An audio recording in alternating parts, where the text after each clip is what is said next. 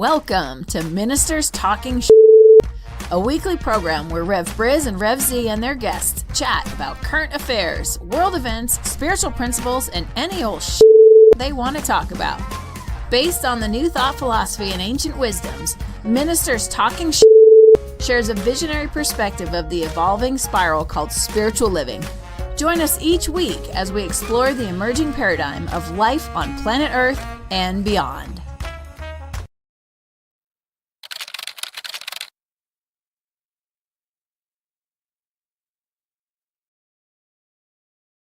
And hello again, dear ones. Dr. Robert with you over here. Rev Z right here. And this is Ministers Talking Shit, our first episode for 2026. It is January 2nd. Welcome to the circus. I guess is what I'm going to say. Z, it's good to see you, my brother. I still got to say I'm a little I was a little flabbergasted last week that there were no coffee shops open in Seattle. The day after Christmas and there's no coffee shops open in Seattle. I couldn't believe it.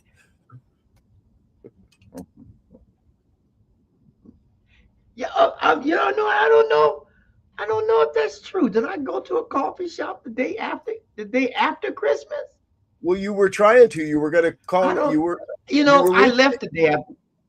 You were with family last week, and you were going to go to a coffee shop in the morning to be on the show. And you texted me and said, "I can't find a coffee shop that's open," and didn't want to wake your family. And we appreciate that. So everybody had to listen to me babble on for a half hour last week, and we missed you. So it's really good to have you back. Yeah, well. Yes, and because of that time change, there was no coffee shop open at 6 a.m. on the day after Christmas in Seattle. But I did. Yeah, they opened at 7. I don't. There was nothing close, but Seattle was a great reminder for the new year, right? That. For me, I took this away, right? Because it was supposed to be raining, and I said, into each life a little rain must fall, but the sun does come out. I mean, it was pretty nice in Seattle for the time I was there.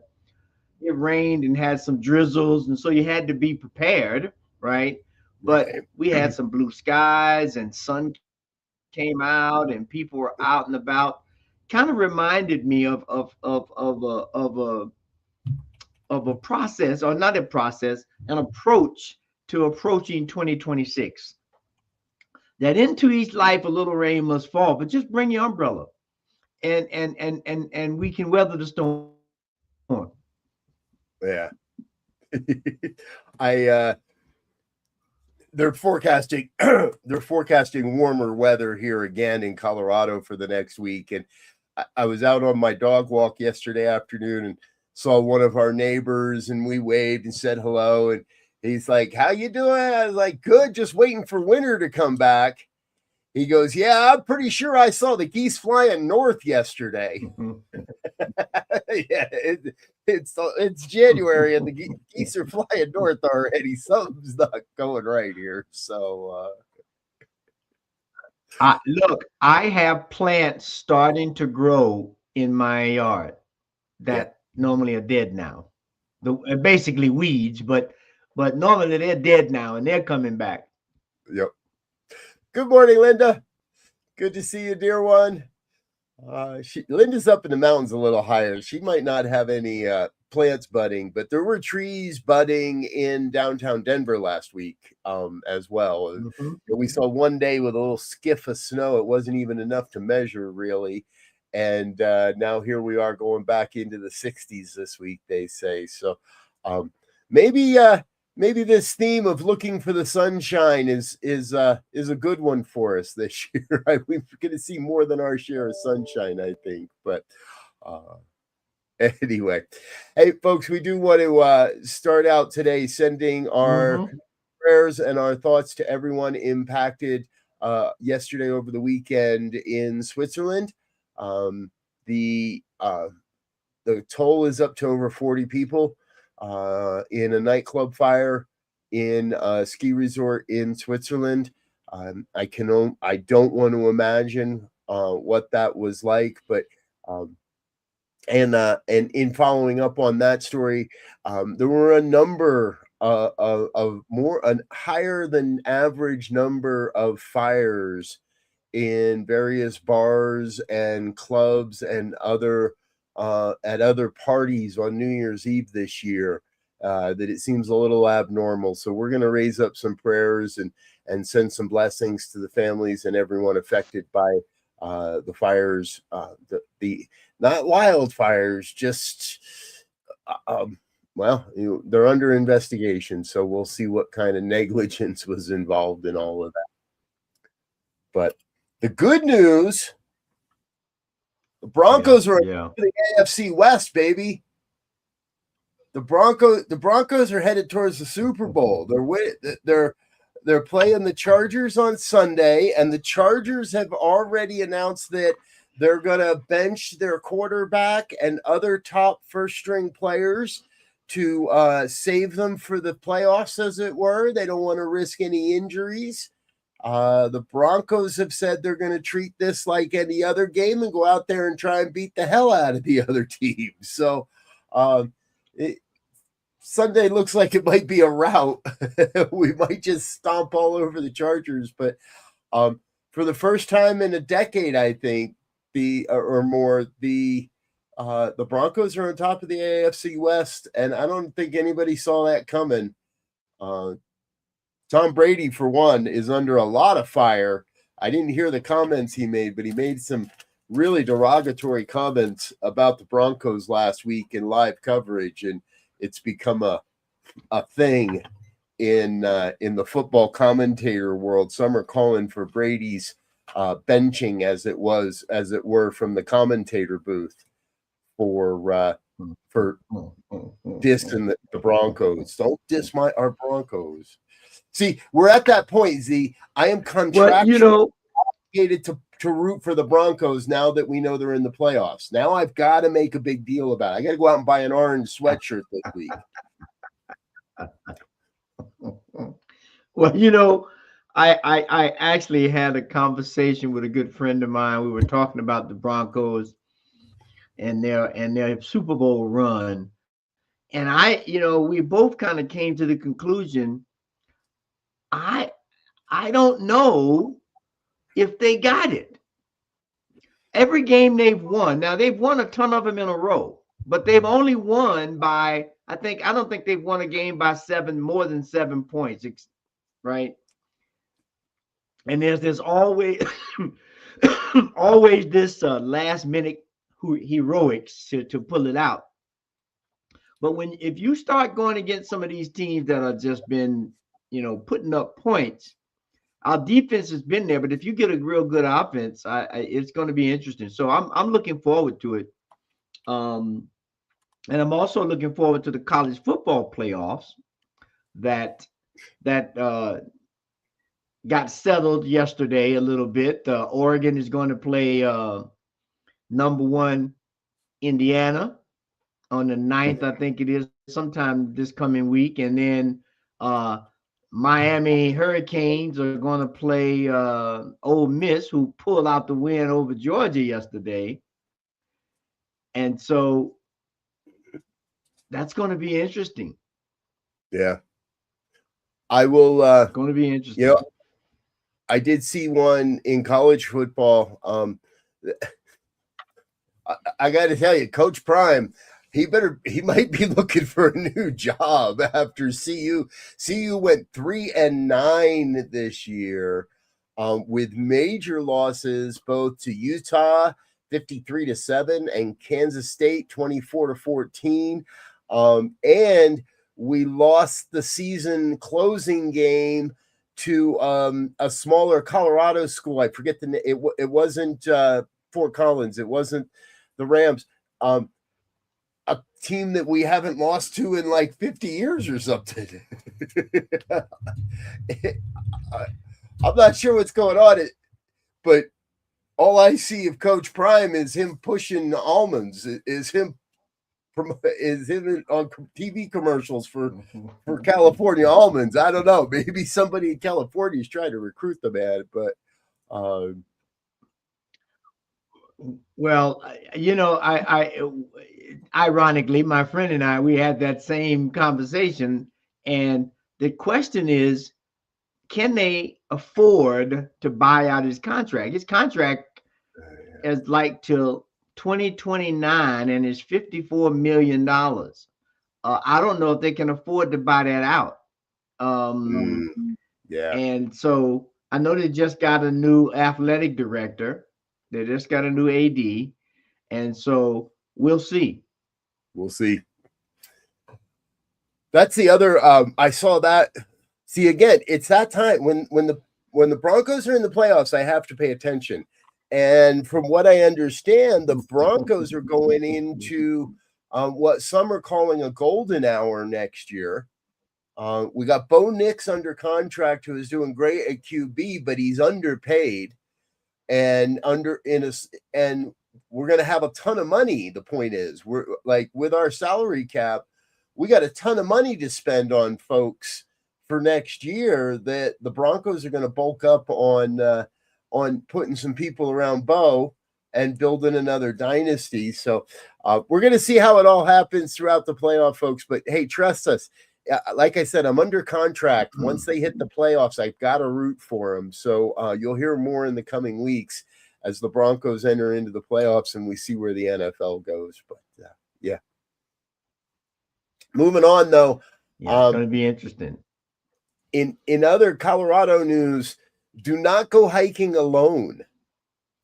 A woman the wildlife officials are still determining all of the parameters, but a woman died this past weekend in the mountains of Colorado after an apparent mountain lion attack. Now, it is the first fatal mountain lion attack in Colorado in over 25 years. We've been encroaching upon their territory for quite a long time. And a woman was presumed attacked, and we know that she did not make it this weekend. 2 mountain lions were euthanized in the area as a precaution, and wildlife officials are researching and doing their investigation to see if there are perhaps other cats involved in all of this. The crux of the story, the moral of the story is, don't hike alone in the Colorado mountains, even if you think you know what you're doing. Yeah, well, and as you said, there's a story that came out this week on it was a global environment report, right? And the UN reported that the environments for the planet is in tailspin, although there are a couple of places that are doing admirable work. But all that to say that it's out now. These animals are out now because it's 65 and dang near 70 degrees in Colorado in the middle of winter. And so the whole system is being thrown off, right? They are attuned to the cycles and changes of the planet and how they hunt and how they sleep and stuff. And so it's all thrown off. Yeah. Yeah, exactly. So everything's going to be off. interesting. Those cats are hungry.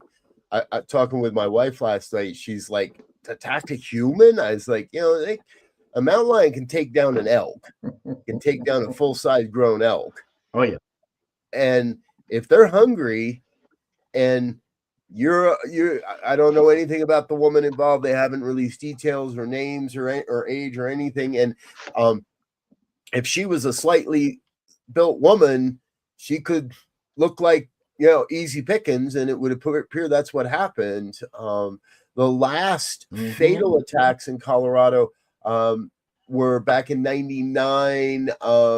And both the last 2 attacks included children that were running off in front of their parents, that got out in front of people. So the big thing there, folks, right, is remember, keep your family close. don't let your kid, if you're hiking in Colorado, don't let your kids get too far. And not everywhere in Colorado. Let's not spread fear too far on this. This is a relatively remote area. It's not an easily accessible area. It's not like it's an incredibly popular area. It's mostly frequented by locals and those that know the area. So, but stay safe out there for sure. But it brings up a great point that as of January 1st, all of the healthcare subsidies by the federal government expired because our government could not get the healthcare situation set. So now everybody's facing steep premium spikes, and not being able to care for themselves or their families in terms of insurance at a reasonable price. And so, when I look at dominoes, we got those special guys and gals who create these massive domino displays where they, take them weeks sometime to set it all up. And when you hit one domino and they just start all falling. And when you begin to look at, or when I begin to look at what's happening here, there was a domino pushed over that had been setting up the stage for 30, 40 years with this administration and their 2025 plan and all that. And now that the first domino was pushed, re-electing the current administration, now these things are just falling. And we're looking at things that you wouldn't expect to be a major issue. I mean, think about this. There is a brewing conflict between Saudi Arabia and Yemen, where they bombed the Yemen port city, alleging that the United Arab Emirates was backing weapons shipments. And now there's an escalation between two allies of the United States, two countries that are aligned with the United States. So that's going to be interesting. And yet our current leader wants peace prizes. He wants peace prizes, and we bombed Venezuela. And Trump is threatening Iran. Here's the story for you, folks. Trump, in a Truth Social post, warned Iran that if they use violence, so there's some civil protests going on in Iran, predominantly shopkeepers and other business owners protesting rising prices and other economic factors. Trump warned Iran that if they use violence to suppress the protests, that we are locked and loaded, quote, locked and loaded, and prepared to come to the aid of the people. Now, I don't get this, because when has Trump ever supported when has Trump ever backed the protesters? Well, January 6th, I guess you could say he backed the protesters, but beyond that, wow, we're on the verge of war with Venezuela. Now, let's be real, give everything we got. According to early reports this morning, President Mamdani, or not Mamdani, what's the Venezuelan president? I just messed up his name, but he Maduro. Yeah. President Maduro has my apologies to the new governor of New York City. The president of Venezuela has made concession statements that he's willing to enter into talks with Trump following this latest bombing. So we bombed a dock, we've been bombing boats, and now Maduro says he's willing to talk. So anyone on the far right is going to say, see, it works, walk softly and or walk like an idiot and carry a big stick, I guess. I don't know. So it would appear that a couple of well-placed bombs has led to the peace talk. Israel's prepared to give Trump their highest honor, the Israel Prize or the Israel Medal for his effort. And my understanding, I keep seeing these reports that Trump is livid about the fact that he can't get a peace prize. But the man's not bringing peace anywhere he goes. He's bringing war. He's bringing threats. He's bringing heavy-handed tactics, and threatening to invade Iran feels like a pretty heavy-handed tactic that, truthfully, does he even have the power to do? Like, he doesn't have the power to do that. Take us into Iran, even his military. I'm confused. I'm frustrated and pissed off about all of this, to be straight up. Yeah. I mean, it's, and the protests that's going on in Iran is over, wait for it, inflation and cost of living stuff. Sounds very similar. And when you look at what just took place, you just spoke of Mandani rather, in New York, and his, he did some executive orders targeting neglected landlords, and there's something like, there was like 93 buildings and thousands of tenants affected by some bankruptcies, and he's stepping in to try to figure that out, for people can have a affordable. Yeah. Right. And it's quite, quietly, the economy, there's things that people look at or hold up to say that we're all good. But I just saw something yesterday that they are now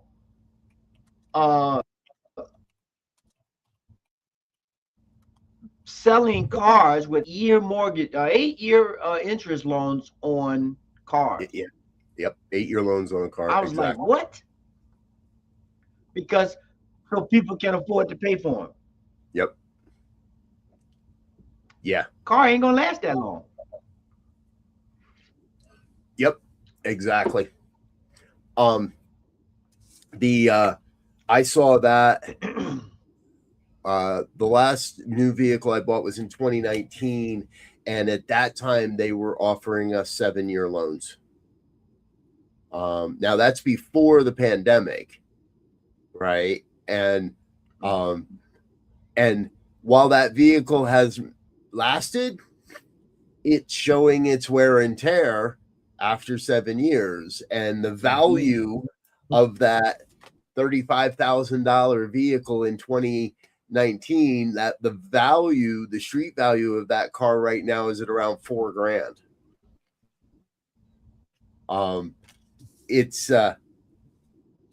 It's kind of a racket. And here's the thing, I don't think it's sustainable. So yeah, we were talking at the top of the show that and maybe it was before the top of the show, that the theme, right, part of your theme coming into 2026 is let's look for the sunshine, let's look for the good, let's find where things are going right. And I believe my word for 2026 so far has been transformation. We are entering a time and a period of what I think is going to be rapid and also dramatic transformation in a lot of the systems that we are necessary and have been operating perhaps under false pretenses or a false belief system. I think there's going to be a major adjustment to the economic situation on the planet. I think that there is going to be a major awakening to the truth of climate change and what's really happening. From what I understand, it rained in Vail, Colorado over the weekend. Now, for those that don't recognize the name, Vail is a very major economic driver in this state. And the rich, those with money, those with wealth, are not coming to Colorado to ski because it's January and we don't have snow. We have crap conditions, and the word is out that it's and people are canceling reservations, and mountain economies that rely on tourism are rapidly falling apart this year. And the locals don't have the money to sustain those economies. The locals can't eat out enough. The locals can't spend enough to maintain the scale of economy. And if that's not a direct sign of climate change, I don't know what is. Yeah. And you think about it, you speak of the economy. See, and this is what for me 2026 is the story of one.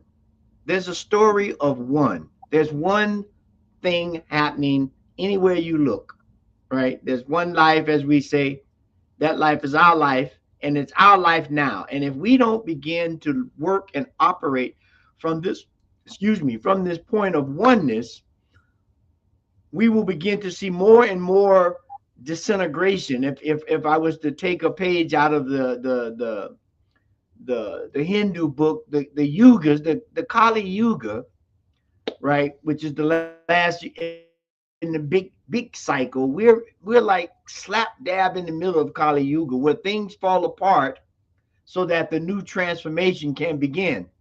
And we see that not only in all the systems that we as humans have made, we see that now on the foundation of the humans, which is the planet.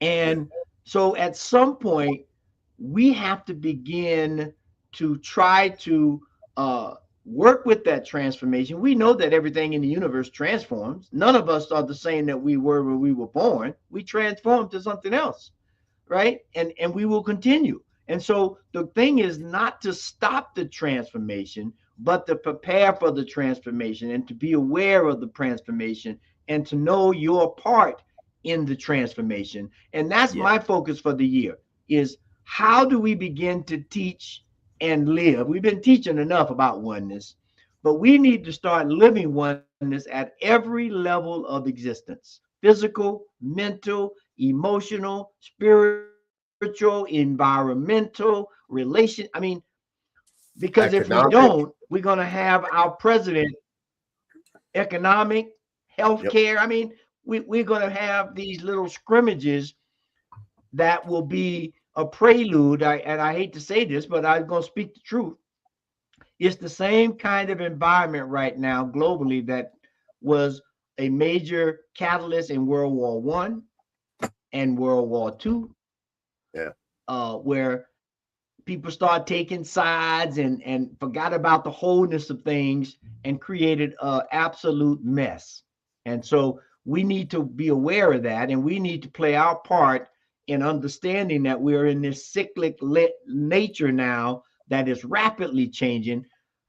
I mean, think about, back to the real story that you just brought up. Think about those mountain communities where they already had problems about the workers in those cities having a place to stay. Well, even if they have a place to stay now, they're not going to have a way to pay for it. Right. I saw a meme this weekend. I keep calling it feels like Monday. I know, folks, it's Friday, but after the last couple of weeks, today feels like a Monday. And I saw a meme this week that reminded me, prior to Reaganomics here in the United States, there were no billionaires. We had no billionaires. And it's proof. Now, that may or may not be completely true.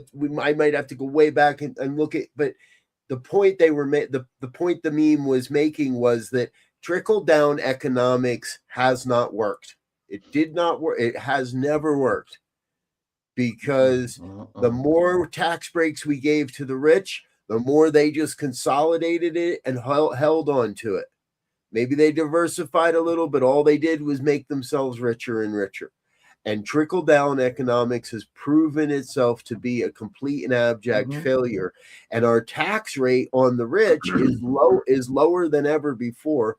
Let's, I'm not big on the eat the rich slogan, but let's at least tax the rich. Let's do something to start again. When we've got people, Elon Musk has got more billions of dollars than there are billions of people on the planet. Let's do something to start transformation. So folks, and what we do know about transformation is sometimes it can get hard and sometimes it can get messy, and it might get messy and tough for a while before it gets better. But we have to be the ones that champion a new view, a new vision, a new way forward. It might take some sacrifices on a lot of people, but I think the rich are the place to start the sacrifice. Not physical. It's where we need to start making some sacrifices. And you have, you look at, I forget her name right now, Jeff Bezos' former wife.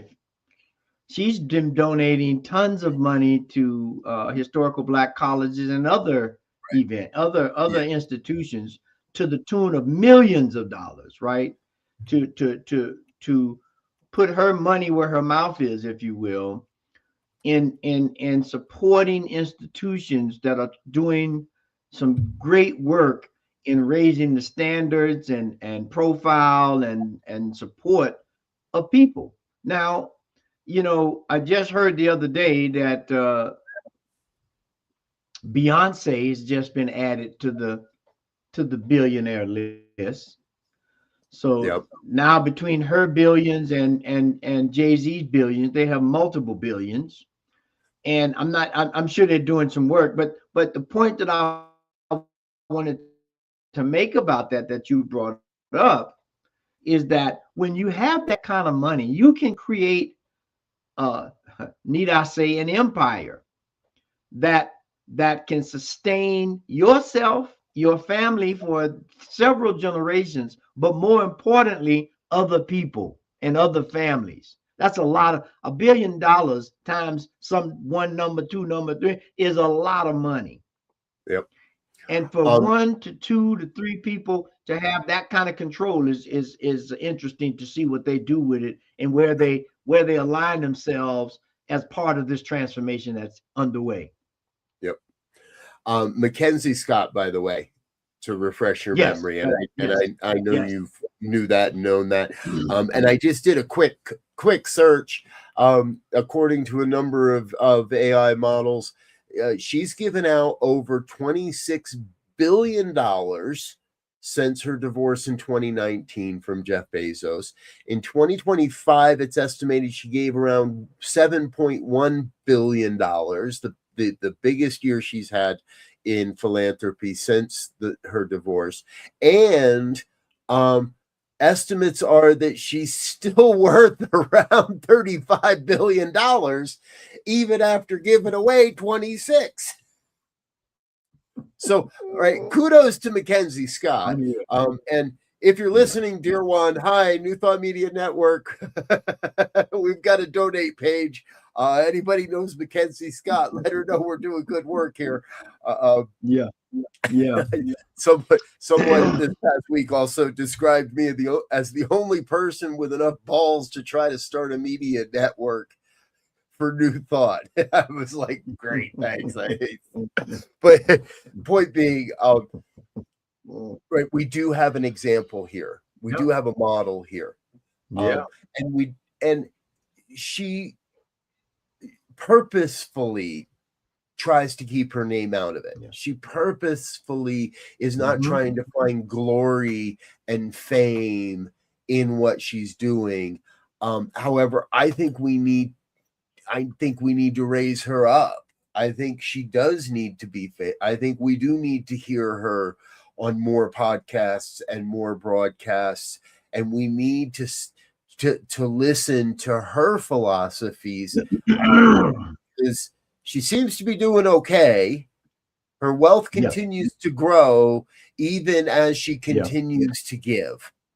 And is that not the most one of the base new thought principles out there? The more I give, the more I receive. The more I can give away, the more that comes to me, because she is proving the principle that if we give it and we give unattached and that's the other thing. Most of her grants come with no strings attached. Here's the money. You do what you want with it because I believe in you, not giving money to try to control or manipulate a market or control an industry, but giving freely. I've been brought up on that for the last 20 years. Freely I give and abundantly I receive.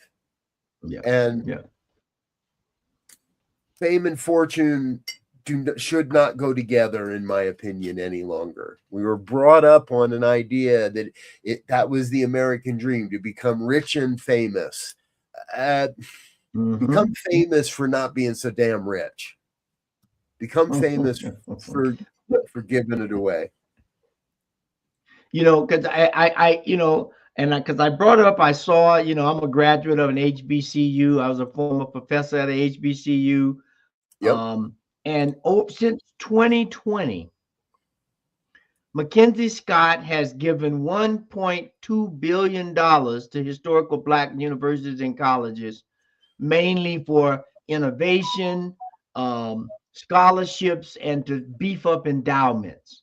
Now, for those of you who don't know the history of historical Black colleges, most of them, not all of them, were land grant colleges. So they were colleges that were put across the states for the education of African Americans in this country, both technically and academically. They were kind of pulling together that whole debate that took place between W.E.B. Du Bois and oh God, founder of Hampton, he just slipped my mind. Booker T. Washington, right?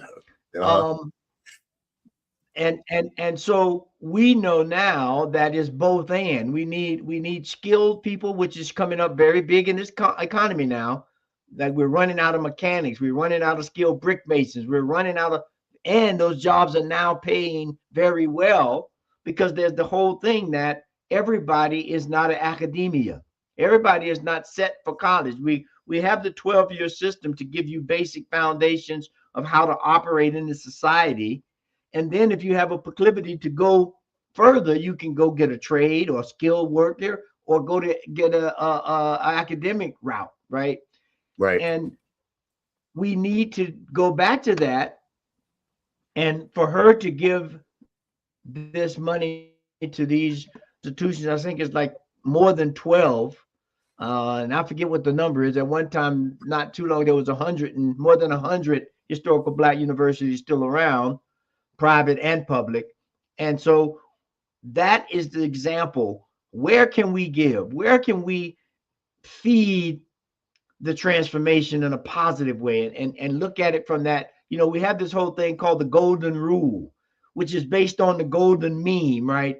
And we look at the cornucopia, that symbol of showing you these different ratios of how things work. We need to study that approach and look at how, when we set things up in certain ratios and proportion, they sustain themselves. They create and transform themselves. And so that's what we need to do in 2026. And that's what I'm advocating for myself and encouraging others to do. Let's figure out how to accelerate or enhance or support the transformation in a positive way, which is coming anyway. It's coming whether you like it or not, whether you know it or not, it's coming. Right. So we should, I believe, and I'm saying should, be prepared and learn about it and activate it. Yep. Be part of the solution. be part of, embrace and be part of the transformation. Last word here on Mackenzie Scott. The estimates on her divorce settlement in 2019 were at about $33 billion. So that means that in the last 7 years, she's made money by giving away money. So if she's giving away 26 and still worth 35, but only started with 33, that to me proves the principle. Yes. And imagine the good that has happened. And let's bring it down to the real baseline, because this is probably a really good research project for someone in a college somewhere. Let's look at the amount of good that has happened, the amount of people's lives that have been transformed by that $26 billion she has given away, and her net worth has still increased because of it. Mm-hmm. Imagine what would happen if all of our billionaires thought that way. Hey, Jeff Zuckerberg, stop showing me rage baiting posts about tipping in America. Let's get beyond it. Let's start paying people a living wage and do away with the whole tipping culture, and stop pushing it down my throat on Facebook and give away some money. Go. I don't know about you, but like every third post is some fake receipt with some huge number of service charge and tip and this and that and the other thing, and it's all just manufactured rage. And let's get back to loving people. Let's get back to giving to people. Let's get back to serving and supporting our neighbors, and not asking, how does it benefit me? Mm-hmm. Yeah, we've created a snowball going down a hill, and this is a pun. Hopefully, we can melt some of that in this warm weather, and lessen the effects of this snowball rolling down the hill, where it's all me, and people trying to. Because when you look at this, I mean, this whole AI culture, which I think is going to do and is in a position to do some great work, but we have to change our attitude from me to us, right? Yes. Because right. I just saw something the other day again about it's almost ubiquitous at this point, not quite, that you can't tell a fake ad, post, video, or whatever from a real one. If you're equipped and you know the certain things to look for, but we talked about this way back on the show. How do we live in a post-truth world? Right now, we're post-truth. It's just collaborate together a story and get it out. It is a transformational tool, but we have to be smart about how we use it. I saw a post this week. It was MAKA, MAKA, Make America Kind Again. And I thought, well, what comes after the G? H. Let's make America honest again. Right? Let's make America honest again. Let's speak the truth. Let's speak the truth when we're having a hard time. Let's not hide behind spiritual platitudes. Let's speak the truth that things need to change. Let's speak the truth that my neighbor could really use a hand up or some support or whatever it might be. Let's make America honest again. Yeah. And we talked about Mandami in the beginning a little bit, but I think that's all eyes on New York, as it always is, and I think in some respects, having lived there for a while, it should be, because of its dynamics. But it will be interesting to see the type of transformation that continues in New York City, one of the largest cities, if not the largest city in the world. I don't know what the numbers are now anymore. But to say that they have a Muslim mayor who's 34 years old, who came in on an affordability platform, if you will, to transform that machine, if you will, into something that's palatable for everyone. We will always have people who have creative ideas and inspirations that will make a lot of money. No one's trying to stop that. And quite frankly, if I could come up with something to make some, heck, I'd be trying to make a little more myself. So that's not the point. The point is, how do we create, back to the oneness, how do we create a system that works together for this wholeness, for this oneness, where everything, no matter how small or how large, supports the one idea, the thing that is most going on here, and that is life. And there are no components that are separated from supporting life at any level, organically or communal or global. So let's get on that bandwagon and let's watch New York and see what this transformational idea happens to work itself out to be in New York. And it's something we can take as a framework to move around the country or around the world, for that matter. Yeah. Amen. Well, folks, I think we've just done run out of time here today. We keep pushing the limits of how far this show goes every week. And I love it, because to me, it's these kinds of conversations that spark the creativity and spark the engagement and move us towards greater community and as you said it earlier, that greater experience and sense of oneness in our lives. So thanks for being with us today on the New Thought Media Network. We've got all of our regular programming throughout the day. Happy New Year, new beginnings and new thought. Yes, thank you, Joy, Reverend Joy. Good to see you. Glad you're with us. Linda's still here. It's the principles that work. Yep. So thank you all for being a part of us. Please learn more about what we're doing here on New Thought Media Network, ntmedia.org. Drop your first donation of the year. Make us your first donation of the year. Why not? Let's do that. Drop a donation in the donation box and we'll send you a quick thank you, all of that.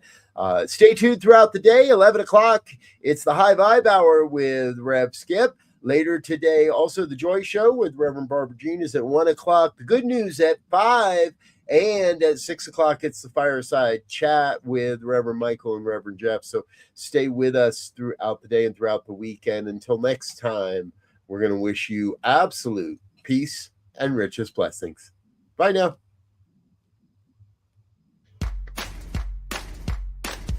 And thanks for listening to this week's episode of Ministers Talking. We'll be back again next week with more commentary on current affairs, world events, and any other our ministers want to talk about. And if you found value here, please share our with your friends. Until next time, peace and blessings.